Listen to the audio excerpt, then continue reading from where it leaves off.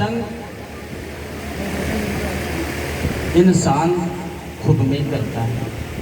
जब तक वो सत्संग खुद में नहीं करेगा तब तक उसको सत्संग का लाभ नहीं होगा। संसार में घूमता रहेगा, फिरता रहेगा, लेकिन कभी खुद को जानने का प्रयास नहीं करता, खुद में उतरने का प्रयास नहीं करता। संतों का तो कार्य है जोड़ने का। तीन चीजें हमेशा जोड़ने का काम करती हैं, सुई सुहागा और संत जन। इनका कार्य ही जोड़ने का है। कितना भी फटा हुआ कपड़ा होए, सुई उसको भी सिल के जोड़ देते हैं। खेत में कितने ही पहाड़ हो, एक सुहागा हो, सबको एक साथ कर देते हैं। और संत जन भी जहां बैठता है वो भी जोड़ने का ही काम करता है, क्योंकि इनका ये अपना गुण है। तीन चीज हमेशा काटने का काम करती है, कसी, कुहाड़ा और दुष्ट जन। वो जहां भी बैठेंगे उनका काट छांट ही है, चाहे वो सत्संग में बैठ जाए, लेकिन विचार काट छांट के ही चलते रहते हैं। किसी को जहां भी मारेंगे वो काटेगी, क्योंकि उसका कर्म काटने का है। कुहाड़े को भी जहां से मारेंगे वहीं से काटेगा, उसका काम काटने का है। लेकिन जिसका काम जोड़ने का होता है वो हमेशा जोड़ने का ही करता है। और ये कर्म अपना अपना है। जैसा कर्म कर दिया वैसा तो भुगतान करना पड़ेगा, जैसा बो दिया वो तो काटना ही पड़ेगा। नदी में एक बिच्छू बहा जाता, पास को एक सज्जन चला जाता जो जिसका काम था भलाई करने का, अच्छाई करने का। उसने देखा बिच्छू बह रहा है, उसने हाथ डाला और उसको बाहर निकालने लगा। उसने ठक से डक मारा, बिच्छू फिर से गिर गया। उसने फिर से हाथ डाला, उसने फिर से डक मारा। वो सोचने लगा, यार मैं तो इसको बचाना चाहता हूँ, लेकिन ये तो डक मार रहा है।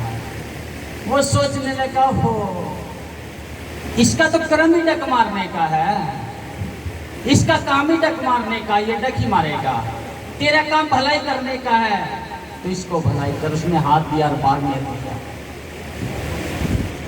सत्संगत जी, सतगुरु रविदास महाराज जी ने प्रेम से जोड़ने का काम किया है, प्यार से जोड़ने का काम किया है, संयम बनाने का काम किया है, द्वेष भावना मिटाने का काम किया है, छल निंदा को हटाने का काम किया है, चुगली निंदा को भगाने का काम किया है। लेकिन ये विकार हमारे अंदर ज्यादा से ज्यादा पाए जाते हैं। सत्संग में जाने से भी निकल नहीं रहे, क्योंकि कुछ समय के लिए सत्संग में बैठते हैं और जैसे यहाँ से जाते हैं फिर से हमारे ऊपर हावी हो जाते हैं। सत्संगत जी, जैसा हम इस घर के अंदर रखेंगे, जैसे जिस घर में हम रहते हैं, अगर हमने उसमें सोना चांदी हीरे जवाहरात रखे हैं तो हम उसमें से उठा सकते हैं। जब हमने वहां रखा ही नहीं है तो हीरे मोती जवाहरात उठाएंगे कहां से? कंकड़ पत्थरों का तो भर रखा है, तो वही तो निकलेगा। उसका भी स्वभाव है। इंसान की जो जीवा है यह सब कुछ बता देती है, सच सच बता देती है। चाहे कितना ही प्रयास कर ले इसको बदलने का, लेकिन बदला नहीं जाती है, सच उगल ही देती है। इसका काम कहने का है और संतों का काम परखने का है। वो एक शब्द से, जैसे एक बूंद से समुद्र को खोजा जाता है ना, ठीक वैसा ही इंसान के मुखारबिन से निकला हुआ एक शब्द से उसका सारा अंदर बाहर से खोया जाता है। और ये खूबी संतों में होती है। संतों में कल भी संत यही काम करते थे, कल्याण करने का, और आज भी यही करते हैं। साधु संत प्रेम प्यार से जोड़ते हैं, लेकिन प्रेम प्यार का रास्ता भी शायद दुनिया का सबसे खतरनाक रास्ता है। जिसके ऊपर जो चलेगा तो उसको सैकड़ों दुश्मन तो इसी तरह मिल जाएंगे। कैसे? जैसे मीराबाई के मिले, रानी झांसी के मिले, कमाली के मिले, योगवती के मिले, सबके दुश्मन बनते चले जाते हैं। कोई उनको किस तरह के विचार कहेगा, कोई किस तरह के विचार कहेगा, लेकिन अनजान तो कह दे, लेकिन जानकार भी तो वही पत्थर मारता है ना। फिर मंसूर खां सुनार की दुकान पे चले गए, कहने लगे खुदा की उंगली में अंगूठी डाल। सुनार कहने लगा भाई खुदा तो एक ही है, वही बादशाह है, दूसरा खुदा कहां से आ गया। उसने फिर कहा भी खुदा की उंगली में अंगूठी डाल। उसने कहा कि फोन कर दिया, कहने लगे जी ऐसे ऐसे बात है, दूसरा खुदा बता रहा आपके सिवाय। कहने लगे ऐसा करो, इसको बांध जोड़ के डले पत्थर मारते हुए मेरे पास लेके आओ। अब मंसूर खां को जोड़ लिया और उसको हर आदमी डले पत्थर मारने लगा, हर आदमी डले पत्थर मारने लगा। जैसे रास्ते में वो जा रहा था तो एक उसको बहुत ही करीबी से जानने वाला रास्ते में मिला। उसने भी कर्म तो पूरा किया, फूल तोड़ के मंसूर खां को मार दिया। मंसूर खां धड़ा से जमीन पे गिर गए।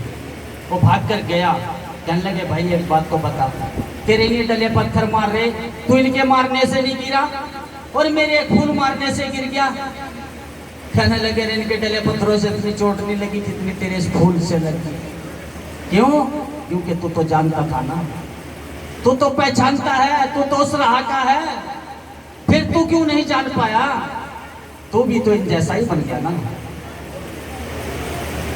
तो जब मंसूर खां जब वहां पे पहुंचे, कहने लगे कौन? कहने लगे जी मैं तो खुद खुदा हूं। कहने लगे इसको बांधो और जोड़ में इसको, इसमें कुएं में इसको झकोले दो। हाथ पैर बांधे, उसमें झकोले दिए। कहने लगे कौन? कहने लगे बंदा। बाहर निकाला, कहने लगे कौन? के खुद खुदा। निकालते रहे, झकोले देते रहे, नहीं माना। कहने लगे इसकी खाल खिंचवा दो। खाल खिंचवा दी मंसूर खां की। उसके गुरु आते हैं, कहने लगे भी क्या बात, कैसे क्या हुआ? कहने लगे ये कहता था, कहने लगे जितनी तेरे पास दौलत है इतनी मेरे पैर के घुंटे के नीचे है। कहने लगे हटाना, जहाँ से कहाँ खड़ा था मंसूर खां के, यहाँ पे खोद के देखना। जब खोद के देखा तो बेशुमार खजाना निकला। तो साथ संगत जी, जो उससे जुड़ा हुआ होता है, फिर चाहे तीर चारों तरफ से आए उसके ऊपर, क्या फर्क पड़ता है? क्योंकि कोई तीर उसके ऊपर असर नहीं करता। कोई ऐसा तीर नहीं बना जो उसको छल नहीं करते। कोई ऐसा गोला बारूद नहीं बना जो उसको मार दे, क्योंकि वो ऐसे रास्ते पे जा पहुंचा जहाँ अमरता का उसको वरदान मिल चुका है। तो उसको मारेगा कौन? जिसको गुरु ने मार दिया तो उसको मारेगा कौन? और असली मारने वाले तो गुरु है। जिसको गुरु मार देते हैं वो कभी फिर दोबारा जीवन मरण के चक्कर में नहीं आता। असली मारने वाले वही हैं। ये तो नकली का मारना है, यहाँ गोली मार दी, ये इसको मार दिया, या अपने कर्मों से मर गया, ये तो ऐसे चलता रहेगा। लेकिन असली जो मरेगा तो गुरु सभी में जाके मरेगा, क्योंकि वहीं से वो बीज मिलेगा। तो सत्संगत जी, आज जितनी भी सत्संगत सतगुरु महाराज जी के जन्म दिहाड़े पर आए,